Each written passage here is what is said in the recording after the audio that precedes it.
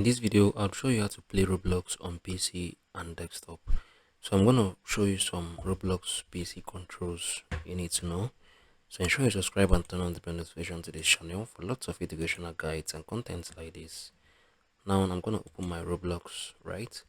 So the basic controls you should know is if you want to play Roblox, there are some controls you should know on your PC, your laptop, or your desktop keyboard, right? So the very first control is the space bar. If you click the space bar, your Roblox avatar or your Roblox character would jump up. So if I click on this now, you can see it's jumping, right?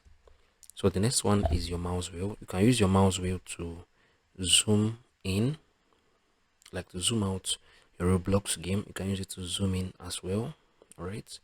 So zoom in and to zoom out. Then if you want to move front, you need to use the W button, right? You can use to move front. If you want to move back, you need to use the S button, right? If you want to move left, you need to use the A button. If you want to move right, you need to use the D button. Yeah, so these are the basic controls you need to know. Then the escape bar, if you click the escape bar, you'll be displayed with some settings where you can add people, you can add friends from this option, right?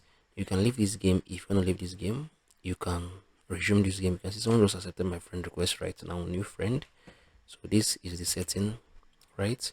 So these are some settings you should know as well. You can come on here and adjust any settings based on your choice, right?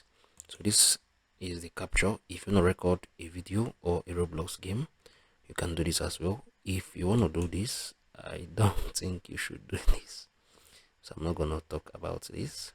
I should just go back, and I want to enjoy the game more. This is how I'll play it.